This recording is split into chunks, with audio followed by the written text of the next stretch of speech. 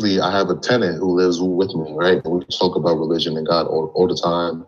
He's secular in his beliefs, and he asked me this one thing too about Judas. Yeah. He was saying to me, on the concept of like free will and things like that, he was like saying, doesn't it kind of seem unfair that Judas gets sent to hell, even though he was trying? I mean, he was trying even though he was obeying what God had promised in the Old Testament. Like he promised that someone will betray Jesus, but he was saying that's not really fair for Judas to go to hell for it. You know what I mean? Why? I don't even know how to answer it. That's very easy to answer. First of all, before I even answer fairness, you say secular, right? Yeah. And he doesn't. Like he believes in God, but doesn't have religion. Okay, so he believes in God. What God does he believe in?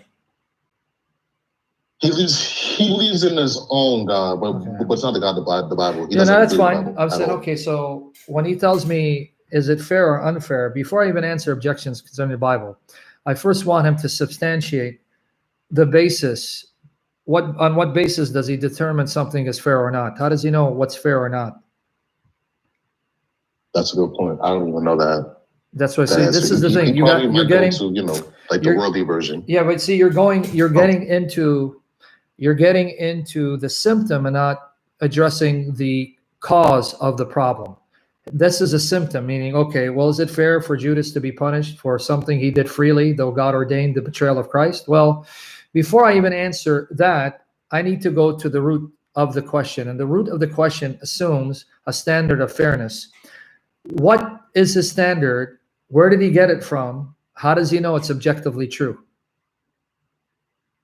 Okay. Once he can tell me that the standard that he's presupposing to determine what is fair or not is objectively true, meaning it is objective truth, irrespective of whether he believes it or not. In other words, if there were no human beings, that standard would still be true. Because God, who is ever living, he is the definition of moral perfection and purity, and he's consistent. So these laws are a reflection of God's character. So whether we exist or not, God is fair. He's a standard of fairness. So fairness would always exist because God exists. But that's what I want to know. Since he doesn't believe in the God of the Bible, and he says he believes in a God, he needs to prove to me the existence of that God so that I should take what that God has to say about fairness seriously. But since he's a secularist and he doesn't believe in revelation per se, how does he know anything about this God that he imagines exists? That's a good point. So once he can answer that, we can move on. Now, secondly, when we're talking about God's sovereignty and human choices, this is, again, a debate because and I'm talking to you as a Christian. I'm not talking to him anymore. He would have to answer that question for me before I could even get to this issue. But now let's say you're a Christian, and you are, and you believe the Bible is God's perfect word. God of the Bible exists, and these events in the Bible took place.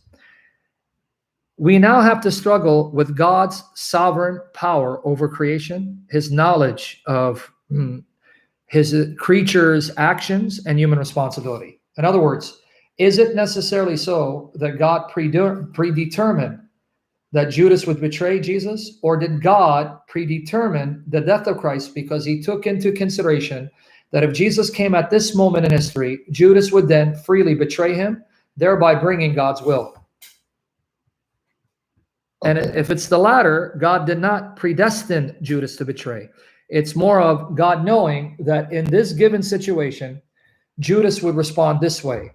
So therefore, this is the world that God created so that this given situation would be a reality whereby Judas, out of his own free will, would betray Christ, thereby bringing about God's fulfillment of Jesus dying on the cross for our sins. So Judas wasn't compelled. He wasn't forced. He did what was instinctive and natural to his own sinful, wicked heart that had been hardened by the lust of sin and then Satan coming in and hardening it even more, so that God knew in this situation, in this environment, at this time, with these individuals, this is how they'd respond. And so this is a situation, this is the environment God created, so they would respond the way he knew they would in this given situation to bring about Jesus's betrayal. So it wasn't predestined in the sense that God didn't force him to do that. Okay, yeah. Right. So that's one view of, that's what the view that I just articulated is known as Mullinism, middle knowledge, a view that's championed by people like William Lane Craig. So look into that view, because then you do have the Calvinist view, which I used to be a Calvinist, that yes, Judas freely sinned, but his sin was predestined by God, so that though he freely sinned, he couldn't have chosen otherwise. And they'll say it's a paradox, it's a mystery. But since I'm not a Calvinist, you'd have to ask a Calvinist like Anthony Rogers to explain why he believes that, and why that position doesn't impugn God for forcing Judas to do something that Judas had no choice in doing. Okay. Yeah, that makes sense.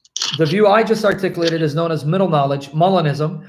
Look up William Lane Craig or Bill Craig, middle knowledge, and see why he believes this understanding of God's knowledge and human choices and the biblical arguments he sets forth for it. Okay.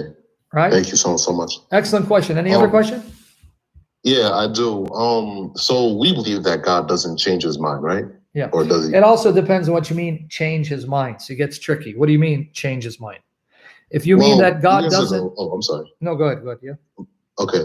So in Ezekiel, right, I see that God told Ezekiel to eat. And then he says, okay, yeah, human dung, cook with human dung. He said, I've never done... Okay, yeah. Then use animal dung. Okay, well, that's the question. Is it God changing his mind, or is God interacting with creatures in time and saying things or putting them in situations in order to get them to react a certain way? So is it God changing his mind, or is it God confronting Ezekiel with a choice that Ezekiel knows goes against God's law in order to reveal Ezekiel's heart to Ezekiel, whether he will agree with it or comply with God's law? In other words, is it a test that God is putting you in where he learns something about you and changes his mind? Or is he putting you in that situation in order to confront you with a choice that goes against the plain reading of his law, because you're not supposed to use human dung, that goes against the law, in order to show you that you'll either comply or violate God's law because you think that this command is from God, whereas if you know God is consistent, he's obviously testing you, because God will not ask you to act inconsistently with his law. Okay. In other words, let me explain it. God is consistent and holy and will not go against his law, right? So when he asks you to do something contrary to his law, is it because God is now violating his own standard of holiness, morality, or is it a test for you to see whether you're going to go along with it or say, wait, God, this is something unclean and I've never done anything unclean, in order for God to show you that when God tells you something that goes against the law, you know better, you know God will never command you to go against the law. So it's a test whether you're going to see it for what it is, a test whether you're going to fall for it, or you're going to know, no, my God is a consistent God. He won't ask me to act inconsistently. So obviously, God wouldn't ask me to violate his law. And thereby, you pass the test and you realize God will not violate his law. Therefore, God is going to be consistent with the very law that he's commanded me to uphold. Therefore, there's no way he would want me to use human dung, because that's against the law. Therefore, I refuse. And God says, you pass the test, because now you know the kind of God I am. I will not ask you to do something that goes against my law. Okay. So which is it? Okay. It is the latter. You see the point? Either you can say, well, God told him to do something that goes against his law, which means God is acting inconsistently or demanding someone to act inconsistently with a standard of morality. And therefore, that questions God's moral immutability, right? Or it's more of God putting you in a test, in a situation, to get you to realize, don't ever think that God would ask you to act inconsistent with the law.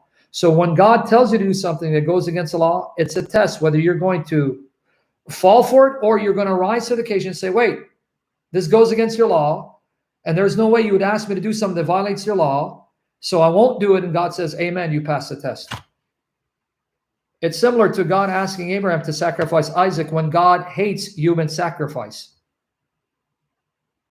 So why did God do that? To teach Abraham the kind of God he is. I'm not the kind of God who demands you sacrifice your offspring to me to appease me. That's the pagan gods. So why are you asking?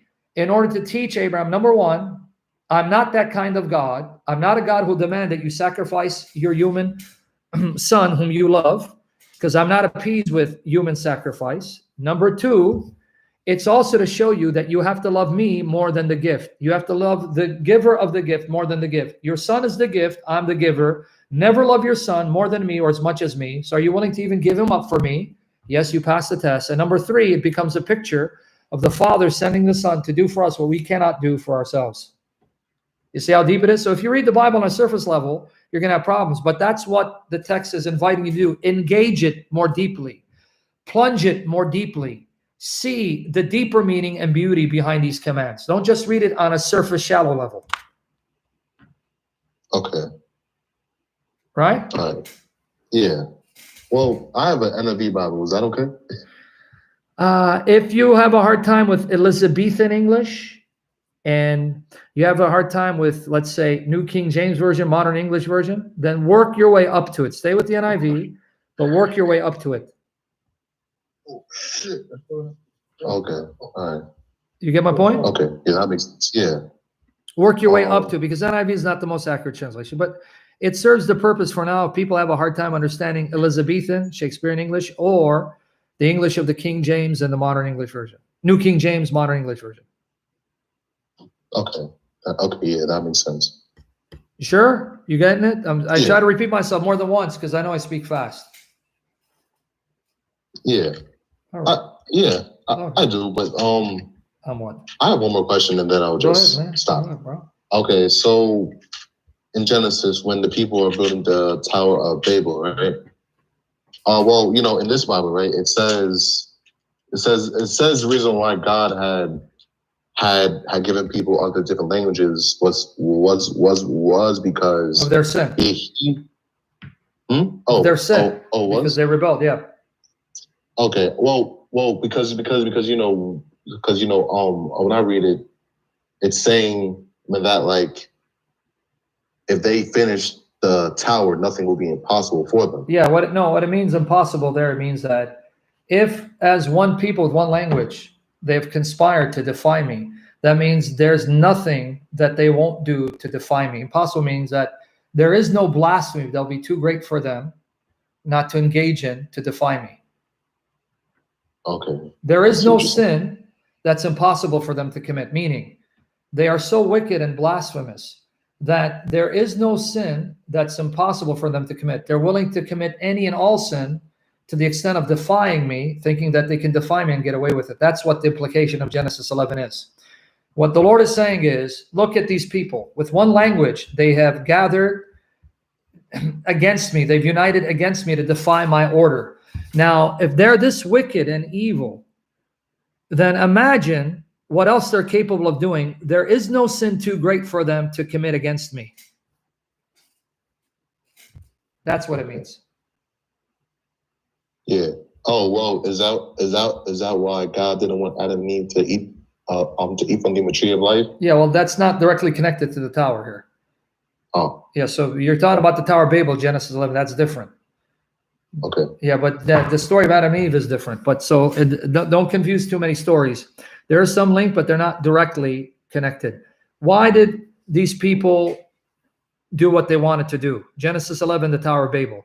They decided to stop at Babel or Babel, Shinar, which was the place where you had Assyria and the Babylonian Empire, because they said, we're going nowhere. We're all going to stay here. We're going to live here. We're going to situate ourselves here. And we're going to build a monument, a tower, as a sign for future generations of our defiance of God. That tower was built as a monument to be a reminder for future generations that we all settled here in defiance of God. Because what was the sin they were committing? What was their sin? I don't really... That's why you got to read Genesis 9, verse 1 and 7. The sin was, God had said that Noah's descendants had to spread throughout the earth and not stay in one place. He said, fill the earth, replenish the earth, spread all over the earth, fill the entire world with human seed. They go, no, we're staying here. Okay, yeah, that makes sense. And so why build the tower? As a monument of their defiance of God. Look, this tower will be a monument for future generations. We stayed here and God could do nothing to make us scatter all over the earth. He goes, oh, really? Is that what you think? Okay. You caught it? Yeah, I did catch it. Thank you so much. So in other words, before you finish, God's purpose for mankind was to be one. Speak one language and realize that we are all of one blood and not discriminate on the basis of language or color or ethnicity. Because we're all from one blood, Adam and Eve, and we are all equal in the sight of God in essence, in dignity, in value, in status, in glory, and honor. The only time someone becomes better than someone else is when you outdo me in piety, in righteousness and obedience. So if you're more righteous, you're more worshipful, you pray more, you fast more, you love more, you serve more, then you'll be greater than me in rank. That's the only time you will be higher than me and outdo me. But we all have the same basic human dignity, value, nature, and essence in the sight of God. And so God wanted humanity to be one, humanity to be interdependent, humanity to look to the others, right, as a community that need one another for survival, and not think I'm better than you because of my language, or I'm better than you because of my skin color, or I'm better than you because of race. But God saw that because they all spoke one language and united instead of worshiping God, they united themselves, not in the worship of God, but united themselves in assaulting God, defying God. He goes, you know what? I have to now scatter them and divide them, because if I don't, they're going to keep defying me, leaving me no choice but to wipe them out again like I did in the flood. So this was God's way, God's merciful act of sparing humanity utter annihilation again. Because this is right after the flood, after he had just destroyed the entire earth and only 8 survived. Right? Okay. Did that make sense? Yeah, it does, actually. So this is a biblical passage showing you I'm not better than you because of my language or ethnicity or color. Because we're all from one blood. We all are human, fully loved, equally valued in the sight of God. The only time God sees you better is when you outdo someone in worship, love, and righteousness and obedience. You're not better than me because you're black. I'm not better than you because I'm Assyrian and I speak Syriac, offshoot of Aramaic, the language of our Lord. You're only better than me when you outdo me in your love for God, in your obedience to Jesus, and your love for humanity, and your deeds of righteousness. That's it. That's why he said, if you want to be the greatest in the kingdom of heaven, let you be the least. Yes, that's it. So I hope that answered you, my brother.